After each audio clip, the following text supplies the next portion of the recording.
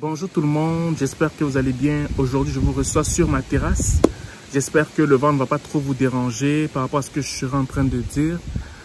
Aujourd'hui, on va parler d'un sujet qui est très important. Ne te compare à personne au Canada quand tu arrives, mais fais ta propre expérience. Allez, c'est parti!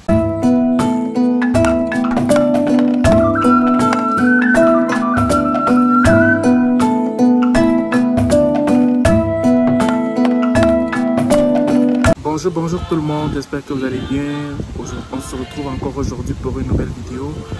J'espère que la semaine s'est très bien passée et qu'il y a de très belles choses qui s'annoncent de votre côté. De mon côté, ça se passe bien, mais il faudrait savoir que à chaque fois quand quelque chose se passe à Montréal, au Québec, je suis en train de penser à mes frères qui arrivent au Canada et j'essaie toujours d'innover en termes d'idées, en termes de sujets qu'on pourrait discuter. Et aujourd'hui, j'ai pensé à un sujet. Le sujet porte sur le fait que beaucoup de gens, quand ils arrivent ici, ils ont souvent tendance à chercher leurs repères pour décoller au Canada, ce qui est normal parce que tu arrives sur une terre inconnue et tu voudrais vraiment trouver tes repères pour aller très vite. C'est très normal. Mais par contre, l'erreur que les gens font souvent, c'est le fait qu'ils vont des fois prendre des mauvais exemples pour pouvoir décoller. Et c'est pour ça que je fais cette vidéo. Ne te compare à personne au Canada. Fais tes propres expériences, ok? Mais bien avant de parler de ça, je vais vous présenter. Je me prénomme Junior Thierry. Je suis consultant en immigration en devenir. J'ai fini ma formation de consultant. Je l'ai validée. Maintenant, il manque les dernières choses à faire, à savoir l'examen du gouvernement et quelques paperasses. Mais avec la COVID, ça prend plus de temps. Donc, prenez votre mal en patience car les bonnes choses arrivent. Donc, comme je le disais, quand tu arrives au Canada, vous savez, tu peux avoir la grâce que tu n'as pas de difficultés au début. Mais il y en a d'autres que quand ils arrivent, ils vont rencontrer toutes les formes de difficultés, toutes les formes de défis, toutes les formes de malchance, si on peut appeler ça comme ça. Parce que, voilà quoi, il y a tel oncle qui avait promis de recevoir la personne. C'était difficile. Fait que là, ce que tu avais prévu quand tu étais en Afrique, ce n'est pas ça. Fait que là, tu peux avoir une mauvaise image du Canada au début.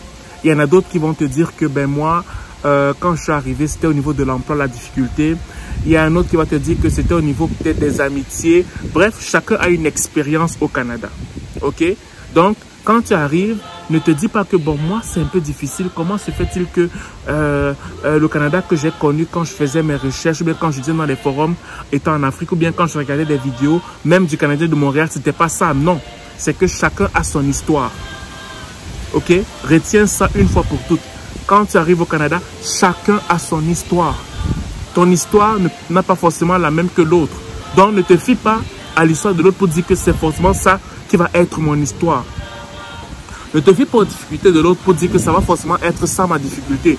Ou aux facilités de l'autre que tu vas forcément dire que ça va forcément être ça mes facilités. Ok? Tu peux t'inspirer juste pour avoir une idée générale. Mais ne colle pas son histoire à la tienne parce que ce n'est pas la même chose. Chacun a son histoire, chacun a son expérience. Parce que si tu le fais, tu risques d'être vraiment très très blessé et avoir de mauvais repères pour ta propre vie ici au Canada en fait. Le fait de savoir que chacun a son histoire va te prédisposer intérieurement pour que tu ne puisses pas te dire que c'est de ta faute si tu as telle ou difficulté. C'est de la faute de X si tu as telle difficulté. C'est de la faute de Y si tu as telle difficulté. Oui, les gens vont te promettre des choses et ils ne vont pas respecter leurs promesses quand tu vas arriver ici. Oui, il y a des gens qui vont te décevoir, mais sache que ça fait partie de l'histoire de tes débuts ici au Canada.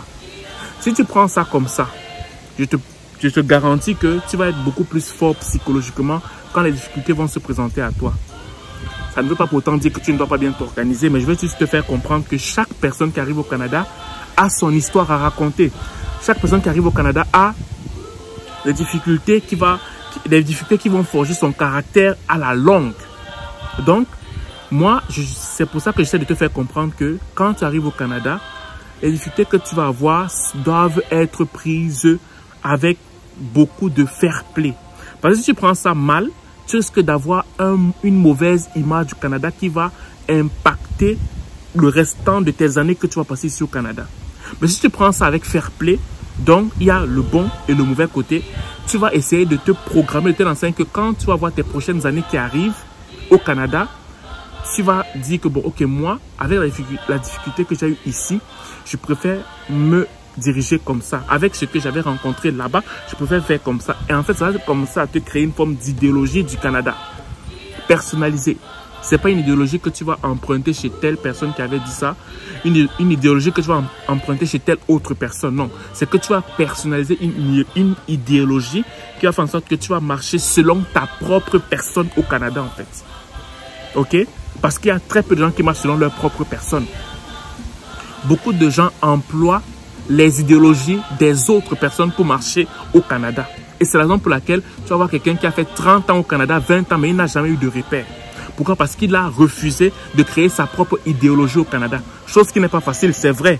Mais quand tu sors de là, tu développes une forme de personnalité canadienne. Tu as comme une forme de personnalité, comme une personne, comment on dit ça? C'est une expression en entreprise.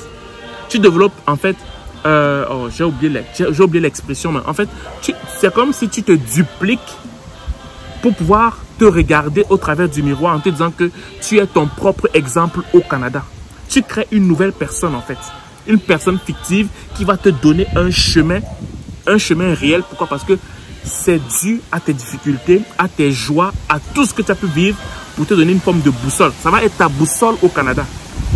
Tes propres expériences que tu vas avoir vont générer une forme de boussole pour toi-même au Canada. Donc, laisse ces difficultés te forger. Laisse ces expériences te forger. Ce n'est pas facile. Fais du mieux que tu peux. Mais la somme de toutes ces difficultés et ces joies-là vont te donner une forme de boussole pour le restant de ta vie au Canada, en fait. Donc, tout ce bavardage, c'était vraiment pour te donner cette phrase-là. La somme des difficultés et des joies que tu vas avoir au Canada vont générer une forme de boussole pour ta propre personne, ainsi que celle de ta progéniture ici au Canada. Mais si tu évites ça, parce que tu veux esquiver les douleurs que tu vas avoir, ben, tu n'auras jamais de personnalité véritablement, proprement dite. Tu vas vivre des chemins empruntés des autres, alors que les difficultés des autres ne sont pas forcément les tiennes. Je recommence. Les difficultés des autres ne sont pas forcément les tiennes. Donc, même si tu souffres, prends ton mal en patience et ta souffrance, tes joies, tes souffrances vont te donner une forme de personnalité, une forme de boussole qui vont te donner une forme de guide pour le Canada et ce pour le restant de tes années, de tes mois, de tes jours que tu vas passer ici en fait. Bon, pour t'aider encore, pour que tu comprennes l'important de ne pas te comparer aux autres, c'est le fait que je te prends 5 raisons pour lesquelles tu ne dois pas te comparer aux autres. 5 raisons. Très simple, hein? Pas compliqué. 5 raisons très simples qui vont te donner une forme d'idée pour que tu comprennes pourquoi je te dis de ne pas te comparer aux autres. La première raison, c'est le fait que ne te compare pas, par exemple, avec les Québécois blancs.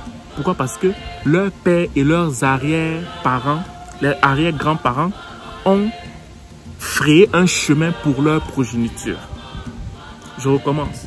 Ne te compare pas, par exemple, le premier point qui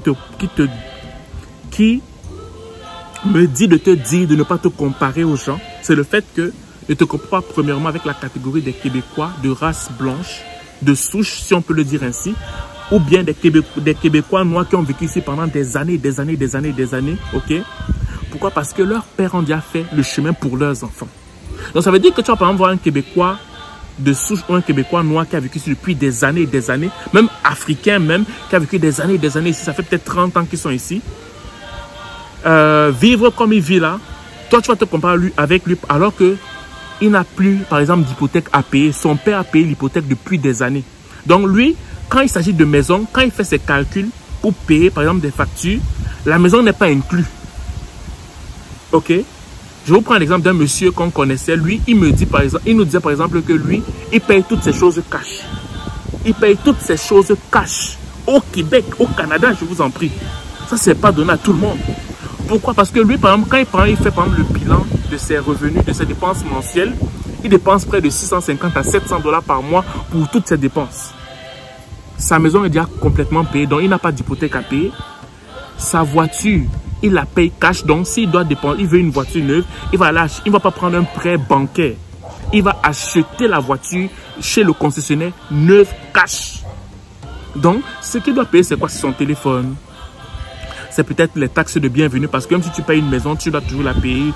Il va payer les trucs de tous les jours. Là. En fait, en gros, là, pour son existence il paye chaque mois un 6 à 700 $ par mois.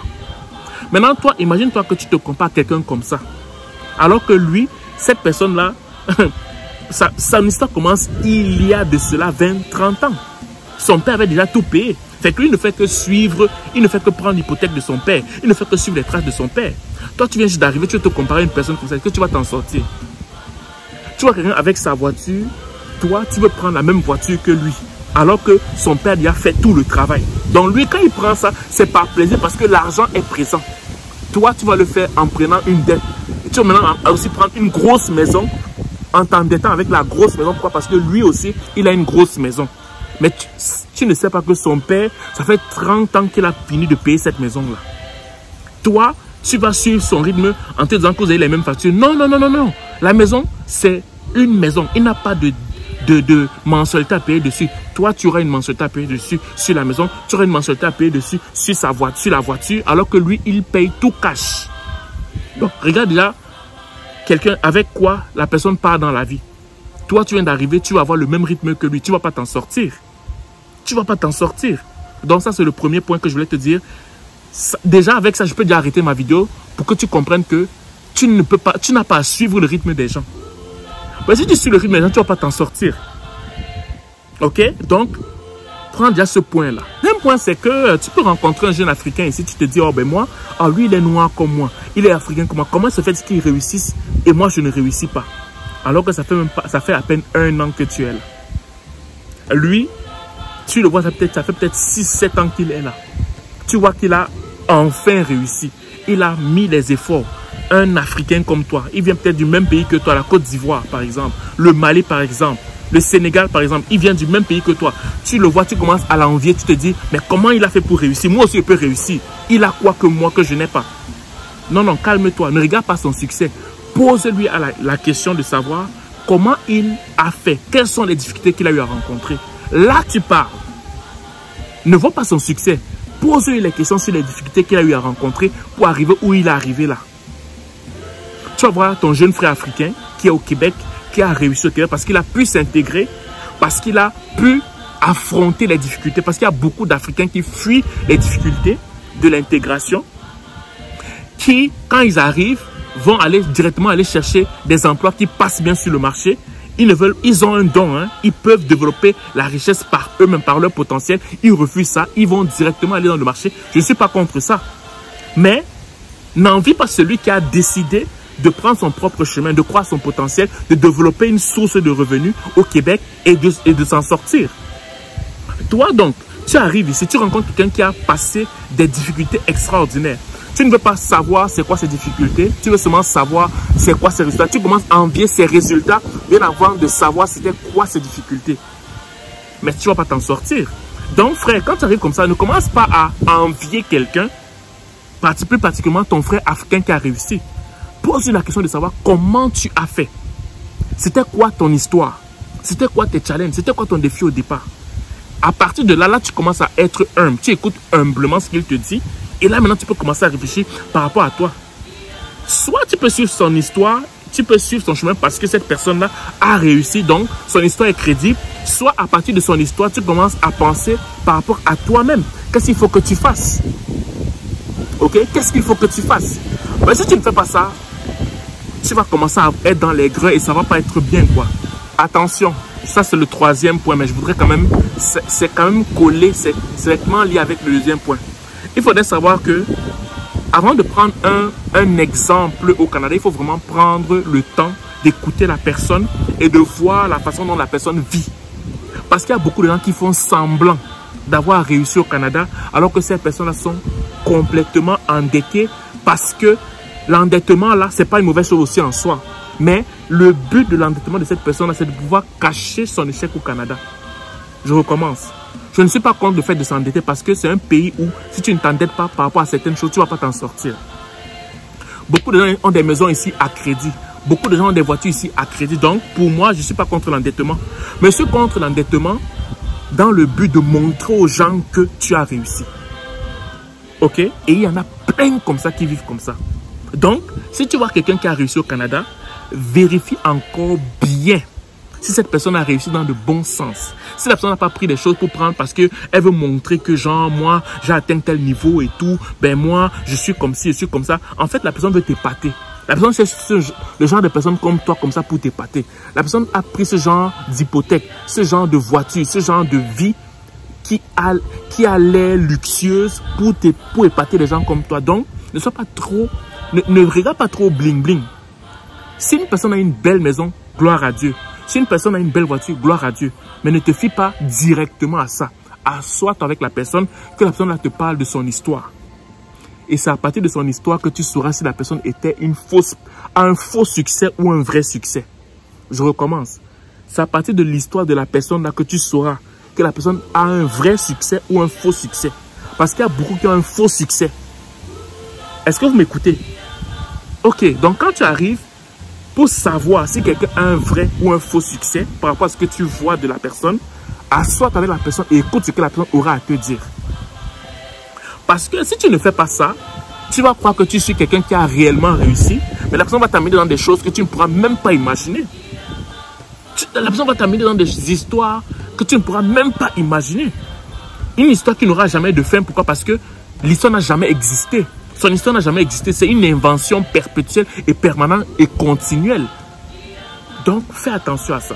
Un autre point que je voudrais mentionner qui est très important, c'est le fait que quand je dis qu'il ne faut pas forcément te comparer avec les gens quand tu arrives au Canada, c'est le fait que tes résultats peuvent dépasser les résultats d'une personne qui a fait 15 ans ici, en 2 ans.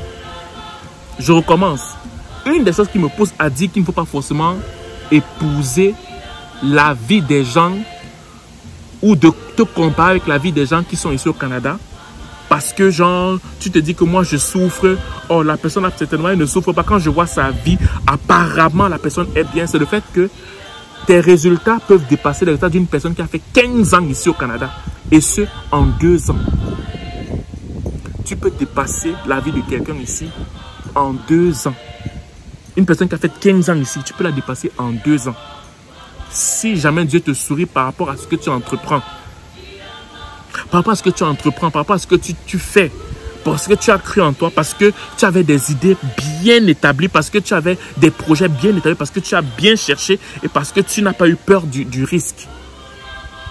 Est-ce que tu comprends? Donc maintenant, si toi tu viens ici te dire, oui, mais moi, la personne a dit de réussir, ou bien, non, non, non, non, non, non, non, calme-toi. Les difficultés ne doivent pas te faire perdre le sens de la réflexion, le sens du jugement. Non, c'est vrai, c'est difficile pour tout le monde. Un début est difficile pour tout le monde. Mais maintenant, la différence qui va se faire, c'est que dans tes difficultés, comment tu réagis? Est-ce que tu as réagi parce que tu paniquais ou bien parce que tu as pris ton mal en patience, tu as digéré la difficulté et au final, maintenant, tu as pris des décisions sages? C'est ça qui va faire toute la différence. Donc, pour résumer ce point-là, c'est que un des points qui me pousse à te dire de ne pas forcément te coller aux gens, bien de te comparer ou bien d'envier des gens quand tu arrives pour la première fois, c'est le fait que si tu te concentres bien, tu peux avoir la possibilité de dépasser quelqu'un qui a fait 15 ans ici au travers de tes résultats en 2 ans. En 2 ans. Donc, c'est un peu ça. Donc, calme-toi. C'est difficile, mais sache que ton histoire peut être meilleure par rapport à toutes les personnes qui sont arrivées ici depuis de nombreuses années, en fait. Le dernier point, c'est le fait que tu vas, par exemple, rencontrer des gens qui vont te donner des conseils, pas dans le but que tu réussis, mais dans le but que tu ne réussis jamais au Canada. Ils ne vont pas te donner des conseils qui vont te faire avancer, mais qui vont te faire reculer. Et ce sont des conseils qui sont donnés volontairement pour que tu puisses échouer ton intégration au Canada.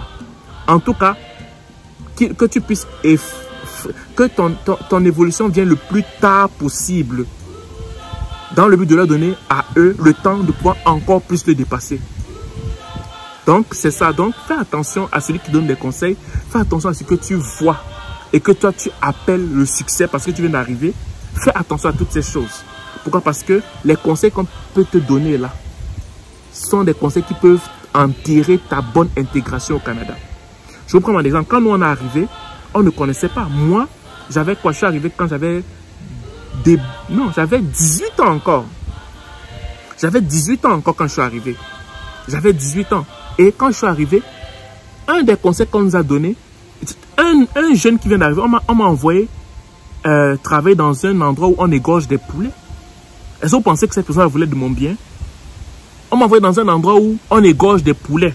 J'arrive au Canada, je viens juste d'arriver, où on m'envoie des gens qui nous ont reçus ici. Il y a une personne qui nous a envoyé, qui nous a envoyé, j'étais parti avec mon frère, si je ne me trompe pas, oui, où on égorge les poulets. Mon frère avait quel âge? Il avait, si j'avais dit, mon frère avait 16 ans. J'avais 16 ans, il avait 18 ans. Je me rappelle, mon premier salaire était $75 parce que je n'avais pas pu supporter. Le sang m'arrivait, genre, ça dépassait comme ma cheville, là. Tu avais des beaux, tu étais habillé comme si, genre, on entrait dans un endroit où il y avait la Covid, tu avais les masques et toutes ces choses-là. Et moi, j'étais traumatisé, ça m'a traumatisé. Est-ce que vous pensez que ces personnes qui m'ont donné ce conseil-là me voulaient du bien? Non, ils ne voulaient pas de mon bien, ça je suis convaincu à 100%. Mais s'il a fallu que j'écoute ces personnes-là, je continue à les écouter, qu'est-ce qui allait arriver? Il a fallu que je prenne mon chemin, que mon père commence à visualiser les choses différemment. Et c'est pour ça que, au final, à un moment donné, chacun a pris son chemin. Mon chemin n'est pas le chemin de mon frère. Ok? Mon chemin n'est pas le chemin de mon frère. Mon chemin n'est pas le chemin de mon père. Nous sommes tous là, mais chacun a son chemin. Nous sommes de la même famille, mais chacun a son chemin et personne n'envie l'autre. Pourquoi? Parce que chacun a vécu son expérience. Donc, moi, c'est ça. Je t'appelle vraiment à vivre ton expérience, même si c'est difficile. Tu peux prendre des conseils, mais avant de prendre des conseils et d'appliquer dans ta vie, écoute, regarde, observe très bien la personne qui te donne ces conseils-là. Parce qu'il y a beaucoup de conseils mensongers. Donc, c'était la fin de cette vidéo. J'espère que ces conseils vont vous aider. Comme je vous le dis, l'intégration n'est pas une chose qui est facile. Toute personne qui arrive ici a une histoire au début. Toute personne qui arrive ici a une histoire au début. Donc moi, vraiment, je te conseille de ne pas paniquer quand tu commences. Je te conseille de vraiment garder le sang-froid. Ok? Tout est possible à celui qui croit. Si tu es arrivé ici déjà, c'est déjà une très bonne chose. Donc, même si tu rencontres ces difficultés-là, sache que ça fait partie de ton initiation au Canada, en fait. Ok? Donc, je te souhaite de passer une très, très belle soirée. Si tu n'es pas encore abonné, il y a ma page Facebook. Il y a beaucoup de lives où je donne des nouveautés. Ma page Instagram, abonne-toi. Ça s'appelle Le Canadien de Montréal. Fait que n'hésite pas, en fait. Si se passe une belle journée ou une belle soirée, dépendamment de vous m'écouter. Bye.